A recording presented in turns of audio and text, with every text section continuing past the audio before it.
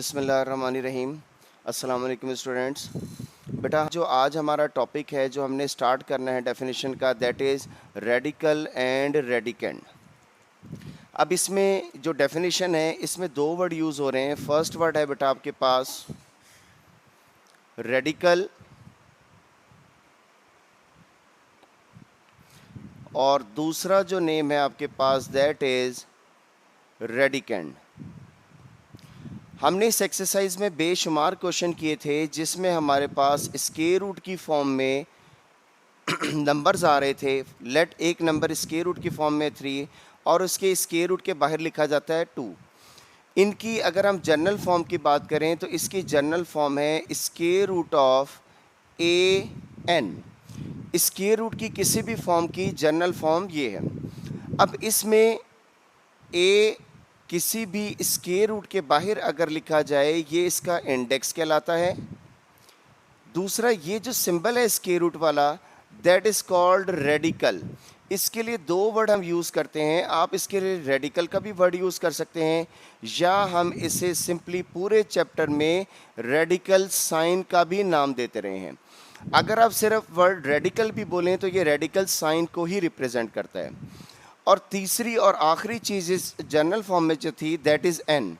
ये जो एन है, एन से मुराद कोई भी ऐसा नंबर जिसका स्क्वायर रूट लिया जाता है। इस फॉर्म में स्क्वायर रूट लिया जा रहा है 3 का, तो 3 को हम कहेंगे रेडिकेंड। और इस फॉर्म में स्क्वायर रूट लिया जा रहा है 2 का, तो 2 को हम नाम देंगे रेडिकेंड का। तो ये जो एन है, चूँकि यहाँ पर एन का स्क्वायर रूट लिया जा रहा है तो एन को हम नाम देते हैं रेडिकेंड का। और इसके अलावा हम इसको एक और नाम देते हैं दैट इज़ कॉल्ड बेस। इसकी बेटा अगर डेफिनेशन की बात करें तो ये जो फॉर्म आपको रिप्रेजेंट की है इसी फॉर्म की हम डेफिनेशन में भी बात करेंगे। अगर आप इसकी डेफिनेशन की वर्डिंग देखें, if N square root A the symbol square root is called the radical sign. आपको यही बताया था बेटा कि जो स्क्वायर रूट का जो सिंबल होता है इससे हम किसका नाम देते हैं, रेडिकल का। N is called the index of the radical. Radical का इंडेक्स कहलाता है ये, जिस तरीके से हमने यहाँ पर एक ही बात की थी। Under the radical sign is called the radicand और बेस। और कोई भी ऐसा नंबर जो रेडिकल साइन के अंडर रिप्रेजेंट किया जाएगा दैट इज कॉल्ड रेडिकेंड और बेस। ये बेटा हमारे पास डेफिनेशन थी रेडिकल एंड रेडिकेंड की। और आप देख सकते हैं कि इसके ऊपर स्टेरिक का साइन है। स्टेरिक का साइन का मतलब है कि ये वो डेफिनेशन है जो बोर्ड के एग्जाम में कई बार आ चुकी है।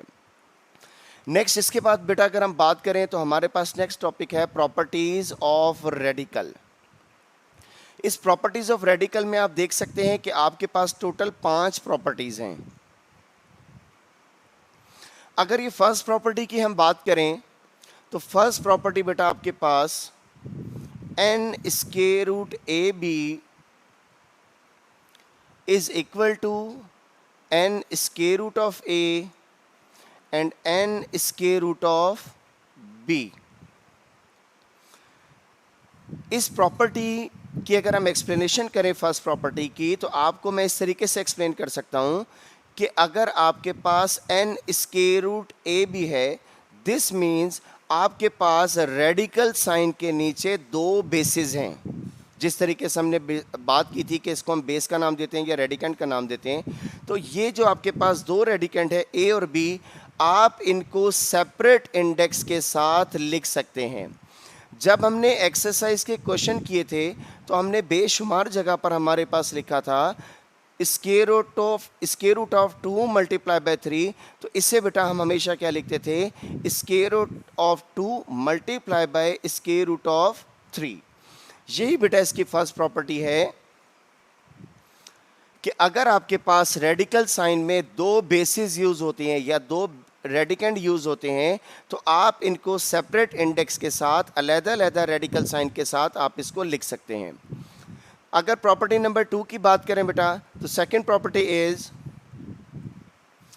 N square root of A over B is equal to N square root of A divided by N square root of B. जिस तरीके से हमने मल्टीप्लिकेशन के हिसाब से फर्स्ट प्रॉपर्टी की बात की थी, यहाँ पर हम सेकंड प्रॉपर्टी में इसी को हम क्वोशंट की सूरत में बात करेंगे कि अगर आपके पास सिंगल रेडिकल में दो वैल्यूज़ डिवाइड हो रही हैं तो आप उसको अलग-अलग रेडिकल के साथ मेंशन कर सकते हैं, लिख सकते हैं। फॉर एग्जांपल, अगर आपके पास कहीं पर लिखा हो स्क्वायर रूट ऑफ 2/3 तो आप इसे लिख सकते हैं square root 2 divided by square root of 3। ये थी बेटा सेकंड प्रॉपर्टी। अगर थर्ड प्रॉपर्टी की बात करें, third property is n square root of m square root of a is equal to n m square root of a। इस property के मुताबिक अगर आपके पास किसी एक रेडिकेंड के लिए दो इंडेक्सेस यूज किए जाएं तो आप रेडिकेंड को जितने भी इंडेक्स हैं उनके प्रोडक्ट की शक्ल में लिख सकते हैं। फिर दोबारा सुन लीजिएगा बेटा, रेडिकेंड हमारे पास एक है, इंडेक्सेस हमारे पास दो हैं, स्क्वायर रूट के रेडिकल जो साइन है या स्क्वायर रूट साइन हमारे पास दो हैं।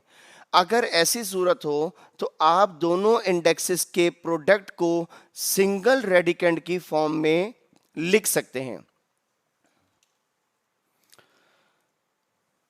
इसी चीज को अगर मैं सॉल्व करूं स्क्वायर रूट ऑफ ए तो आप इसे इस तरीके से सॉल्व कर सकते हैं कि जब आप स्क्वायर रूट का साइन खत्म करेंगे m square root a as it is, और जब आप ये इंडेक्स खत्म करेंगे इस रेडिकल साइन के साथ तो आप इसकी पावर मेंशन करेंगे 1/n, जिस तरीके से हमने सॉल्व किया है। और अगर आप दूसरे रेडिकल साइन को खत्म करें तो इसकी आप पावर लिखेंगे 1/m, और बाहर ऑलरेडी आपके पास पावर एक्सपोनेंट मौजूद था 1/n। दोनों पावर्स को अगर आप मल्टीप्लाई करें we have a raise to power 1/mn, और अगर 1/mn है तो आप इसी को स्क्वायर रूट के साइन के साथ इस फॉर्म में लिखेंगे। तो इस फॉर्म को अगर डबल रेडिकेंड को हम सॉल्व करें तो सिंगल रेडिकल साइन में ये फॉर्म बनती है, और यही हमने इस प्रॉपर्टी में डिस्कस किया है। नेक्स्ट बेटा हमारे पास फोर्थ प्रॉपर्टी है n square root of a raise to power m is equal to n square root of a whole exponent m whole raise to power m। बेटा इस प्रॉपर्टी के मुताबिक अगर आपके पास इंडेक्स n है और बेस की पावर m है तो आप इस m और n को आपस में शफल कर सकते हैं, रिप्लेस कर सकते हैं। मतलब आप n की जगह पर n ही आएगा और m जो है आप इसको होल रेज़ टू पावर की फॉर्म में लिख सकते हैं। अगर इसको हम सॉल्व करें n square root of a raise to power m तो इस प्रॉपर्टी को हम इसको बेटा स्क्वायर रूट की फॉर्म में भी लिख सकते हैं, square root a whole raise to power m। अब देखें फ़र्क ये है कि पहले भी इंडेक्स n था, अब भी इंडेक्स n ही है। फ़र्क सिर्फ इस फॉर्मेशन का है जिसमें हमें ये देख सकते हैं कि a raise to power m और square root a whole raise to power m दोनों इक्वल होते हैं। अब हमें ये देखना है कि दोनों इक्वल कैसे हैं। अगर हम इस फॉर्म को लिखें, सॉल्व करें तो इससे हम लिख सकते हैं a raise to power square root का साइन अगर आप ख़त्म करेंगे m, और स्क्वायर रूट की साइन की जगह बेटा हम यूज़ करेंगे 1/2। अगर इंडेक्स 3 होता तो 1/3 यूज़ करते, अगर 2 होता तब भी 1/2 यूज़ करते, 4 होता तब भी 1/4 यूज़ करते। लेकिन इस सूरत में अभी यहाँ पर कोई इंडेक्स मौजूद नहीं है। जितने भी एक्सरसाइज के क्वेश्चन किए हैं उसमें हमने बात की थी और आपको प्रूव भी किया था कि जब भी स्क्वायर रूट का साइन हो और कोई भी इंडेक्स ना हो तो उसके लिए हम इंडेक्स यूज़ करते हैं 1/2।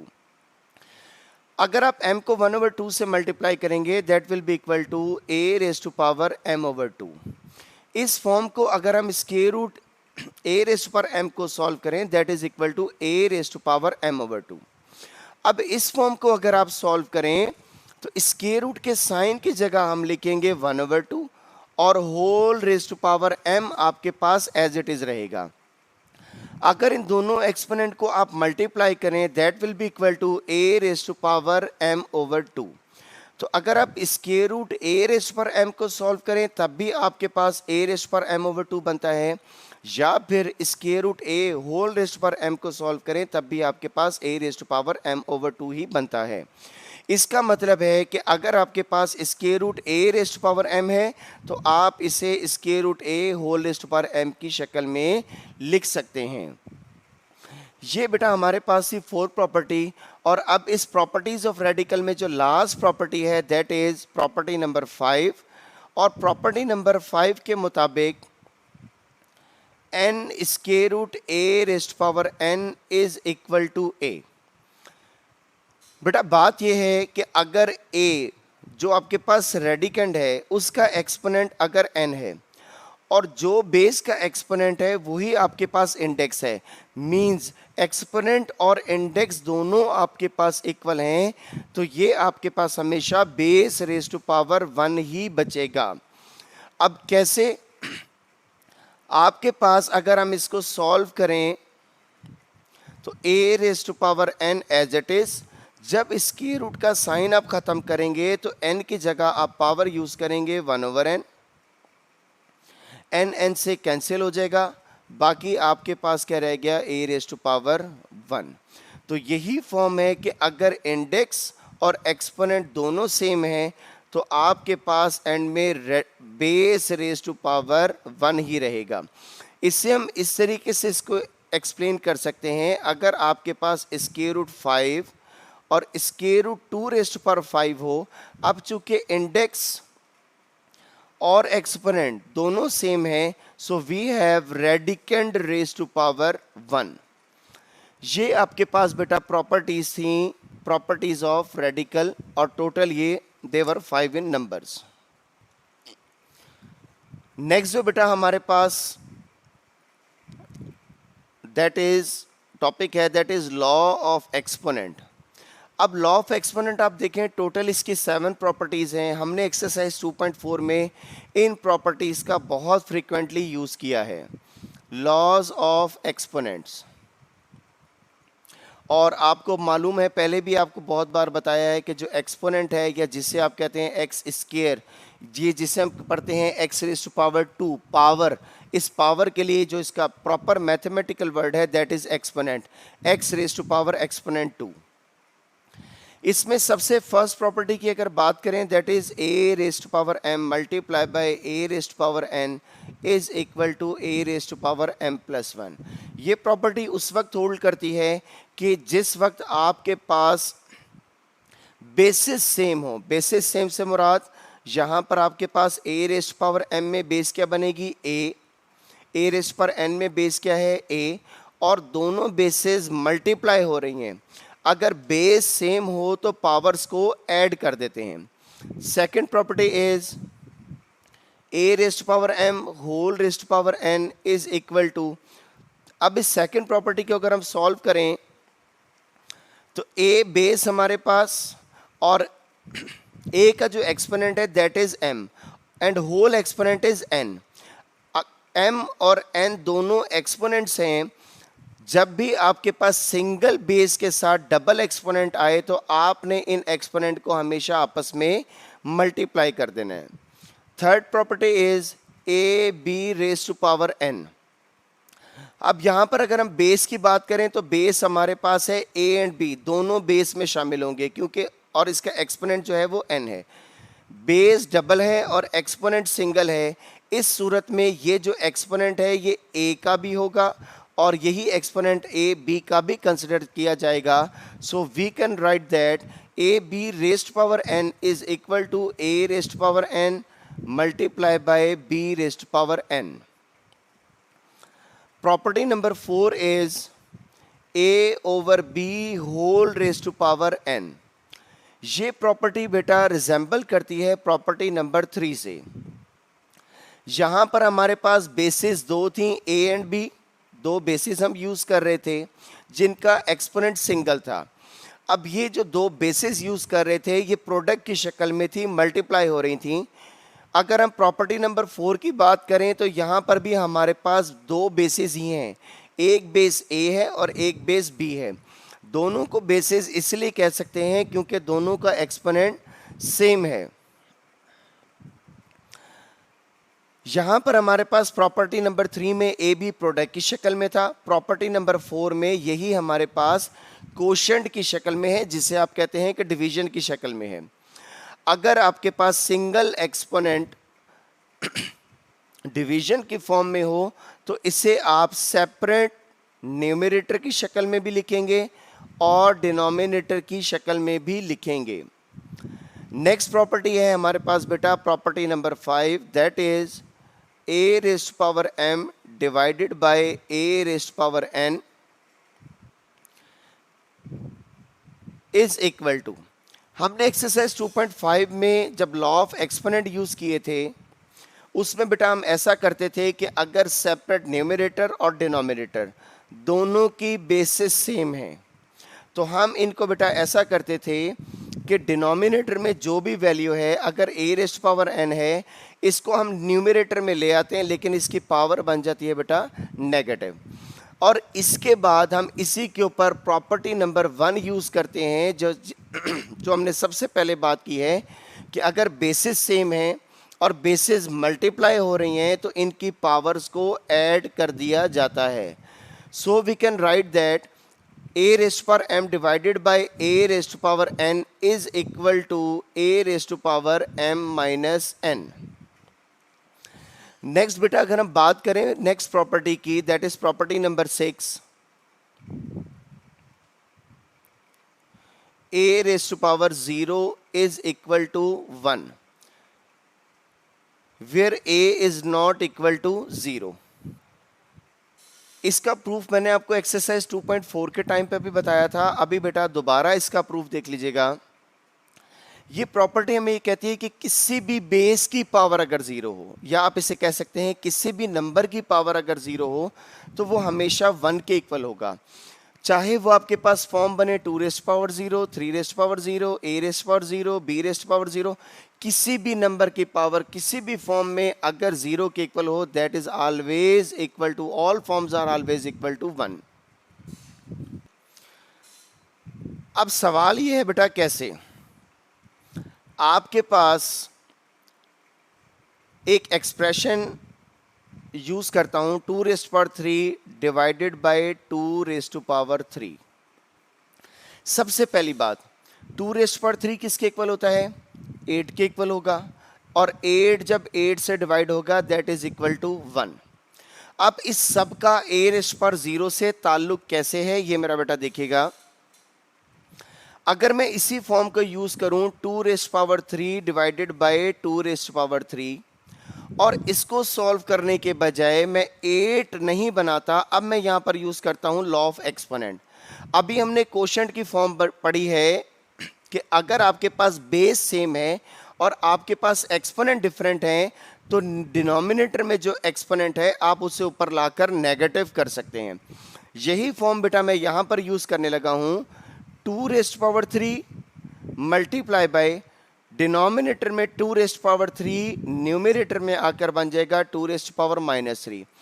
अब हम यहां पर लॉ ऑफ एक्सपोनेंट दोबारा यूज करते हैं जो सबसे फर्स्ट प्रॉपर्टी में हमने बात की थी कि अगर बेसिस सेम है और बेसिस मल्टीप्लाई हो रही हैं तो आप इसको इनकी पावर्स को ऐड कर देंगे। दोनों की पावर 3 थी, ये फॉर्म आपके पास बनी बेटा 2 रेस्ट पावर 0। अब मैं वापस जा रहा हूं बेटा अपनी इस बात के ऊपर जो हमने यहां पर की थी कि अगर हम इसको सिंपल मेथड से सॉल्व करें तो 2 raised power 3 divide by 2 raised power 3 किसके इक्वल होना चाहिए, 1 के इक्वल होना चाहिए। तो ये जो हमारे पास 2 रेस्ट पावर 0 बना है इसी को मैं कंसिडर कर रहा हूं इस सॉल्यूशन के मुताबिक कि that is always equal to 1। और इसी से हम मज़ीद रिलेशन ड्राइव कर लेते हैं कि अगर आपके पास किसी भी नंबर की पावर 0 होगी that will always equal to 1। Next topic है बेटा हमारा कॉम्प्लेक्स नंबर। कॉम्प्लेक्स नंबर्स ये जो कॉम्प्लेक्स नंबर के क्वेश्चन हैं बेटा, ये हमने किए थे एक्सरसाइज 2.5 में। हमने इसके जनरल कॉम्प्लेक्स नंबर की बात की थी और साथ हमने इसके क्वेश्चन किए थे एक्सरसाइज 2.6 में। यहाँ पर मैं इसका जो है छोटा सा इंट्रोडक्शन मैं दोबारा दे रहा हूँ बेटा। कॉम्प्लेक्स नंबर वो नंबर जिनको हम सॉल्व नहीं कर सकते, दैट इज़ कॉम्प्लेक्स नंबर। इसकी 3-4 फॉर्म है, लेकिन आपके सिलेबस में जो है वो सिर्फ और सिर्फ रिप्रेजेंट किया गया है स्क्वायर रूट -1 को, जिसको हम नाम देते हैं आयोटा का, और इसके लिए स्पेल यूज़ करते हैं IOTA, आयोटा। अगर आप बात करें कॉम्प्लेक्स नंबर की, तो किसी भी कॉम्प्लेक्स नंबर को रिप्रेजेंट करने के लिए हम जो अल्फ़ाबेट यूज़ करते हैं दैट इज़ Z। अगर एक कॉम्प्लेक्स नंबर हो तो उसको रिप्रेजेंट करने के लिए हम अल्फ़ाबेट यूज़ करेंगे Z। अगर आपके पास 2 या 3 कॉम्प्लेक्स नंबर हैं तो फिर उनको रिप्रेजेंट करने के लिए हम अल्फ़ाबेट यूज़ करते हैं Z1, Z2, Z3। अगर 4 हैं तो आप Z4 भी यूज़ कर सकते हो, 5 है तो आप Z5 भी यूज़ कर सकते हैं। अब यहाँ पर एक कॉम्प्लेक्स नंबर रिप्रेजेंट कर रहा हूँ दैट इज़ 2 + 3 आयोटा।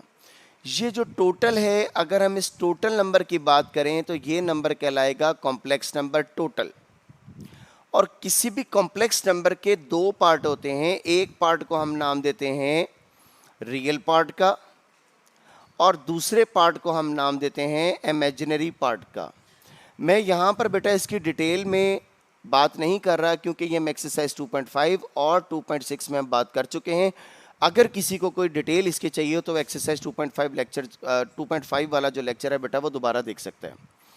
अच्छा, किसी भी कॉम्प्लेक्स नंबर के 2 पार्ट होते हैं, एक को हम नाम देते हैं रियल पार्ट का, दूसरे को हम नाम देते हैं इमेजिनरी पार्ट। कॉम्प्लेक्स नंबर के वो पार्ट जिसमें आयोटा आ रहा है that is called imaginary part. अब ये टोटल जो है हमारे पास 3 आयोटा इमेजिनरी है, लेकिन अगर इमेजिनरी पार्ट की बात करेंगे तो वो सिर्फ और सिर्फ 3 है। और यहाँ पर जो 2 है जिसके साथ आयोटा नहीं आ रहा कॉम्प्लेक्स नंबर का वो हिस्सा, इसे हम नाम देते हैं बेटा रियल पार्ट का। इस क्वेश्चन Z में आपके पास जो रियल पार्ट है दैट इज 2। तो कॉम्प्लेक्स नंबर के लिए जो हम एक जनरल फॉर्म यूज करते हैं that is Z is equal to A + B iota. Z को हम रिप्रेजेंट करते हैं कॉम्प्लेक्स नंबर के लिए। इसमें A जो है वो रियल कहलाता है और B भी रियल कहलाता है। A और B दोनों क्या हैं बेटा? दोनों रियल हैं। अब आप यहाँ पर देखें कि जैसे 2 एक नंबर था, 2 भी रियल था, और 3 जो नंबर है इमेजिनरी पार्ट की बात कर रहे हैं, नंबर तो रियल है लेकिन अगर इसके साथ आयोटा जोड़ दें तो ये टोटल इमेजिनरी बन जाएगा। तो इसी फॉर्म में बेटा इसकी डेफिनेशन है कॉम्प्लेक्स नंबर की, that is the number of the form Z is equal to A + B iota where AB belongs to real number। अभी मैंने बात की है कि बेटा जब हम कॉम्प्लेक्स नंबर को रिप्रेजेंट करें A और B को, तो A और B कौन से होंगे? दोनों रियल नंबर होंगे। A and B belongs to real number and iota is equal to square root -1। ये बेटा जो डेफिनेशन में पार्ट यूज हो रहा है ये यूज किया कि स्क्वायर रूट -1 को आयोटा कहते हैं। Is called a complex number. It is represented by Z। अभी आपको बताया था बेटा Z से रिप्रेजेंट किया जाता है। Here A is called real part. इस कॉम्प्लेक्स नंबर में A रियल पार्ट है और B इसका इमेजिनरी पार्ट है। लास्ट लाइन इसके बाद हम यही खत्म कर देंगे। Here A is called real part and B is called imaginary part. For example 3 + 4 iota. अब यहाँ पर जो एग्जाम्पल दी गई है 3 + 4 आयोटा में, इनमें 3 और 4 दोनों रियल हैं और रियल होने के साथ साथ 3 इसका रियल पार्ट है और 4 इसका इमेजिनरी पार्ट है। Set of complex number. अब यहाँ पर आप देखें कि हमने सिर्फ और सिर्फ डिस्कस किया बेटा एक ही कॉम्प्लेक्स नंबर। अब सेट ऑफ कॉम्प्लेक्स नंबर से क्या मुराद है? सेट ऑफ कॉम्प्लेक्स नंबर से मुराद ये है बेटा कि हमारे पास बहुत सारे ऐसे नंबर बनेंगे जिनको हम स्क्वायर रूट -1 की फॉर्म में लिख सकते हैं। फॉर एग्जांपल सबसे पहला नंबर आपके पास स्क्वायर रूट -1, दूसरा नंबर आपके पास square root -2, square root -3, square root -4, square root -5। इस तरह तो हम इनफाइनाइट नंबर्स डिफाइन कर सकते हैं जो कॉम्प्लेक्स नंबर को रिप्रेजेंट करेंगे। अब एक्सरसाइज 2.5 में हमने बात की थी, यहाँ पर दोबारा लिख रहा हूँ बेटा, स्क्वायर रूट -1 को हम क्या लिखेंगे, आयोटा। स्क्वायर रूट -2 को अगर आपने फॉर्म को रिप्रेजेंट करना है, अभी हमने रेडिकल की प्रॉपर्टीज भी पढ़ी हैं, उसके मुताबिक 2 को मैं अलहदा कर देता हूं और स्क्वायर रूट -1 को अलहदा कर देता हूं। दोनों को मल्टीप्लाई करेंगे तो स्क्वायर रूट -1 ही बनेगा। तो ये आपके पास बन जाएगा स्क्वायर रूट 2 और ये कौन सी फॉर्म बन गई आपके पास, आयोटा। यानी कि जितने भी नंबर्स हैं इसी तरीके से हम इसको लिख सकते हैं स्क्वायर रूट 3 आयोटा, इसे हम लिख सकते हैं 2 आयोटा, इसे हम लिख सकते हैं स्क्वायर रूट 5 आयोटा। तो ये चंद नंबर्स नहीं हैं जो स्क्वायर रूट के साथ नेगेटिव नंबर्स की फॉर्म में आते हैं, ये इनफाइनाइट नंबर्स हैं। और जब भी हमें किसी इनफाइनाइट नंबर को रिप्रेजेंट करना हो तो उसके लिए हम सेट की फॉर्म यूज़ करते हैं। इसीलिए यहाँ पर डेफिनेशन में नाम दिया जा रहा है the set of complex numbers. The set of all complex numbers is denoted by capital C. किसी कॉम्प्लेक्स नंबर को रिप्रेजेंट करने के लिए हम Z का अल्फ़ाबेट यूज़ करते हैं, और अगर आपने पूरे सेट को रिप्रेजेंट करना है तो उसके लिए हम C अल्फ़ाबेट यूज़ करते हैं, capital C। Is defined as C is equal to X such that X कुछ कॉम्प्लेक्स नंबर होंगे, सच दैट इस तरह के होंगे कि Z का, इसकी जो फॉर्म है बेटा ये मैं सारी यहाँ पर राइट कर रहा हूँ और आप एक एक चीज़ को देख लीजिएगा, और ये सेट के हमने चैप्टर में भी पढ़ी थी।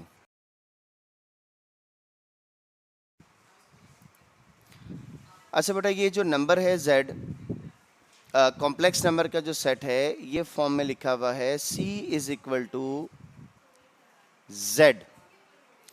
ये जो लाइन है, जिस तरीके से हम इंग्लिश में एक वर्ड यूज़ करते हैं सच दैट हम किसे कहते हैं, इस तरह के सेट ऑफ कॉम्प्लेक्स नंबर में Z आपके पास कॉम्प्लेक्स नंबर है, such that Z is equal to, Z को किससे रिप्रेजेंट करते हैं बेटा, A प्लस B आयोटा से। अब इसमें बेटा ये बन गया आपके पास Z complex number, such that इस तरह के Z is equal to A plus B iota. ठीक है, और अब हम इसमें डिस्कस करेंगे कि A क्या है, B क्या है। तो इसे हम लिखेंगे A B belongs to real number. ठीक है, और उसके बाद इसमें आप देखें कौन क्या क्या अल्फ़ाबेट यूज़ हो रहे थे, एक A और B। ये A और B को हमने डिस्कस कर लिया कि रियल नंबर होगा, और लास्ट आपके पास रह गया आयोटा, और साथ ही हम लिखेंगे कि iota is equal to square root -1। ये बेटा टोटल डेफिनेशन हो गई है आपके पास कॉम्प्लेक्स नंबर की। यही डेफिनेशन आपके पास यहाँ पर लिखी है, C is equal to Z complex number such that complex number is equal to A plus B iota, A and B belongs to real number and iota is equal to square root -1.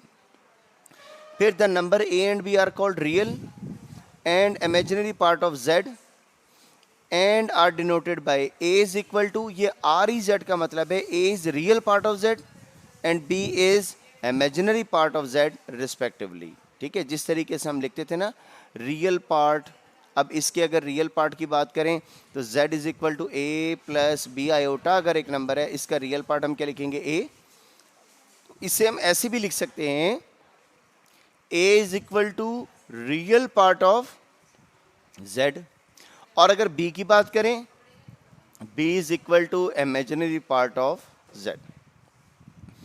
Next बेटा last आज की जो हमारी definition है वो है conjugate of complex number. Complex number of the form A plus B iota and A minus B iota. हमने questions में किया था कि जब हमें किसी कॉम्प्लेक्स नंबर का कॉन्जुगेट लेना हो तो हम इमेजिनरी पार्ट का साइन चेंज कर देते हैं, और जब इमेजिनरी पार्ट का साइन चेंज करें A प्लस B आयोटा का नंबर है आपके पास A प्लस B आयोटा, इसका जब कॉन्जुगेट लें इमेजिनरी पार्ट का साइन चेंज करें तो ये क्या बन जाएगा, A माइनस B आयोटा। और इसके साथ ही देखिएगा कि अगर आपने A माइनस B आयोटा का कॉन्जुगेट लेना है तो ये बनेगा, इमेजिनरी पार्ट का साइन चेंज करेंगे नेगेटिव पॉजिटिव, और पॉजिटिव का कॉन्जुगेट लेंगे तो ये बनेगा। तो कहने का मकसद ये है कि ये दोनों एक दूसरे के कॉन्जुगेट हैं। तो डेफिनेशन बेटा इसी मुनासबत से है, complex number of the form A plus B iota and A minus B iota are the numbers whose imaginary part differ in sign only, कि दोनों में फ़र्क क्या है कि इनके इमेजिनरी पार्ट में सिर्फ साइन का फ़र्क आ रहा है, are called conjugate of each other, दोनों एक दूसरे के कॉन्जुगेट कहलाते हैं। Conjugate of a complex number is represented by z conjugate, अगर एक नंबर कॉम्प्लेक्स नंबर z है तो इसके कॉन्जुगेट के लिए z बार यूज़ करते हैं। इसी तरीके से बेटा हमने लास्ट वाली दो एक्सरसाइज की थी। For example z is equal to 5 plus 4 iota, so z conjugate is equal to 5 minus 4 iota. बेटा ये आज की जितनी भी डेफिनेशंस की हैं ये सारी डेफिनेशंस आपने याद करनी की, अच्छी तरीके से प्रैक्टिस कर लीजिएगा। आज जो हमने टॉपिक है, आज जो हमने टोटल पढ़ा है वो हमारे पास है बेटा, सबसे पहले हमने डेफिनेशन की है रेडिकल एंड रेडिकेंड की, फिर सेकंड नंबर पर हमने किया है प्रॉपर्टीज़ ऑफ रेडिकल्स, फिर laws of exponent, complex number, set of complex number, and last topic था बेटा कॉन्जुगेट ऑफ कॉम्प्लेक्स नंबर। आज के लिए मेरा बेटा इतना ही। Thank you very much. अल्लाह हाफिज़।